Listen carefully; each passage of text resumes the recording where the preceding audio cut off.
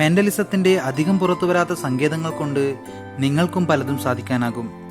അത്തരത്തിൽ ചില വഴികളും അവ ചെയ്യേണ്ട രീതികളുമാണ് ഇന്നത്തെ നിങ്ങൾക്കുള്ള വീഡിയോ.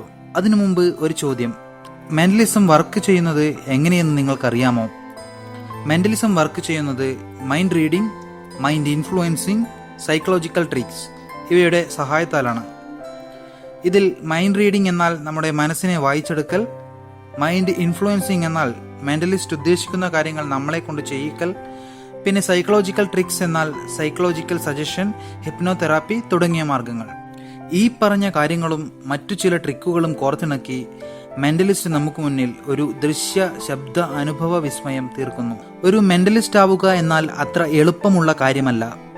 വളരെ കാലത്തെ കഠിനാധ്വാനവും അത്ര തന്നെ ജന്മവാസനയും ഉണ്ടെങ്കിൽ മാത്രമേ ഒരു മികച്ച മെന്റലിസ്റ്റ് ആകാൻ സാധിക്കുകയുള്ളൂ. എന്നാൽ നമ്മൾ സാധാരണക്കാർക്കും മെന്റലിസത്തിന്റെ ചില കാര്യങ്ങൾ ഈസിയായി ജീവിതത്തിൽ ഉപയോഗപ്പെടുത്താം. അത്തരത്തിലുള്ള 5 ട്രിക്കുകൾ, യഥാർത്ഥത്തിൽ അവ ട്രിക്കുകളല്ല, മൈൻഡ് എങ്ങനെ വർക്ക് ചെയ്യുന്നു എന്ന് മനസ്സിലാക്കി അത് നമ്മുടെ പ്രയോജനത്തിനായി ഉപയോഗപ്പെടുത്തുന്നതാണ് ഇതിന്റെ അടിസ്ഥാനം. സോ നമുക്ക് ട്രിക്കുകളിലേക്ക് കടക്കാം.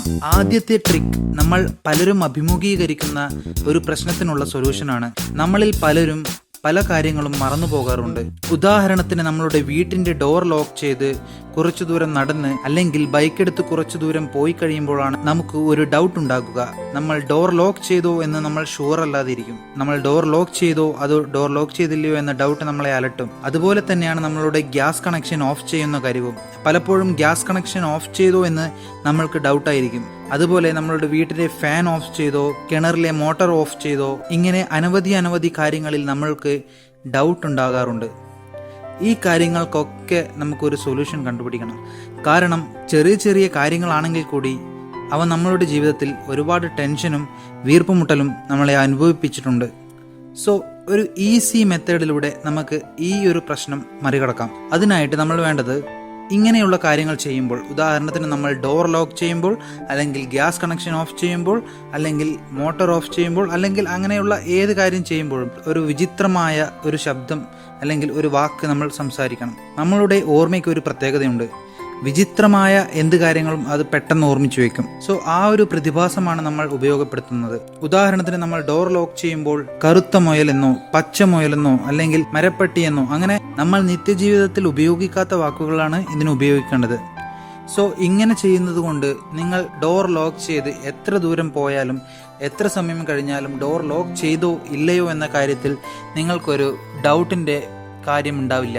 നിങ്ങൾ എപ്പോഴും അത് ഓർത്തിരിക്കും. രണ്ടാമത്തെ ട്രിക്ക് സ്ത്രീകൾക്കും പെൺകുട്ടികൾക്കും വേണ്ടിയുള്ളതാണ്. സ്ത്രീകളും പെൺകുട്ടികളും മിക്കവാറും ഈ ഒരു പ്രശ്നം അഭിമുഖീകരിക്കേണ്ടി വന്നിട്ടുണ്ട്. ആ പ്രശ്നമാണ് വായനോട്ടം. ട്രെയിനിൽ, ബസ്സിൽ, ഏതെങ്കിലും ഒരു ഉത്സവത്തിൽ അല്ലെങ്കിൽ ഒരു കല്യാണത്തിൽ, ഇവിടെയൊക്കെ നിങ്ങൾക്ക് ഈ പ്രശ്നം അഭിമുഖീകരിക്കേണ്ടി വന്നിട്ടുണ്ട്. അങ്ങനെ വായനോട്ടം നിങ്ങളെ വല്ലാതെ ബുദ്ധിമുട്ടിക്കുന്നുണ്ടെങ്കിൽ നിങ്ങൾക്ക് ഇതൊരു സൂപ്പർ ട്രിക്കാണ്. നിങ്ങൾ ചെയ്യേണ്ടത് ഇത്രമാത്രമാണ്: വായ നോക്കുന്നവന്റെ ഷൂ അല്ലെങ്കിൽ ചെരുപ്പിലേക്ക് തന്നെ നിങ്ങൾക്കാകുന്നത് പോലെ തുറച്ചു നോക്കുക.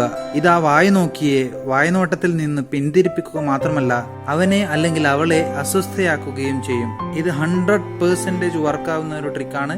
നിങ്ങൾ എല്ലാവരും പരീക്ഷിച്ച് നോക്കിക്കോളൂ. ഇനി നമുക്ക് മൂന്നാമത്തെ ട്രിക്കിലേക്ക് കടക്കാം.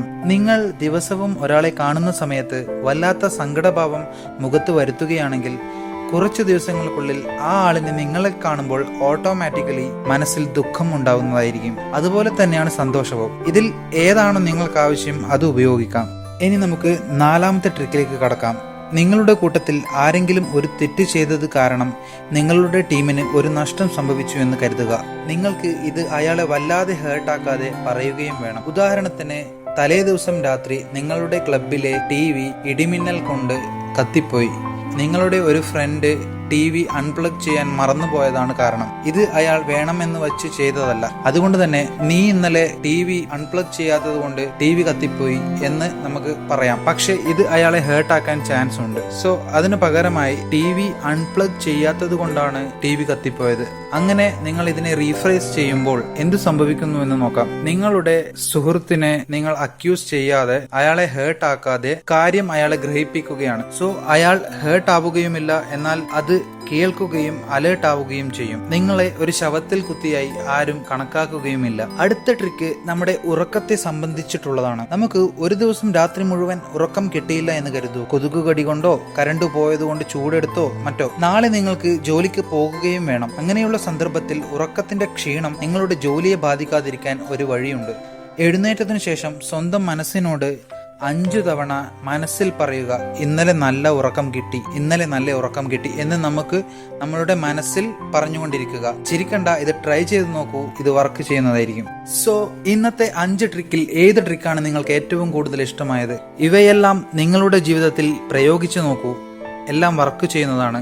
നിങ്ങൾക്ക് ഏറ്റവും ഇഷ്ടപ്പെട്ട ട്രിക്കിനെ കുറിച്ച് താഴെ കമന്റ് ചെയ്യൂ. ഇത് ട്രൈ ചെയ്തതിനു ശേഷം നിങ്ങളുടെ എക്സ്പീരിയൻസും കമന്റ് ചെയ്യൂ.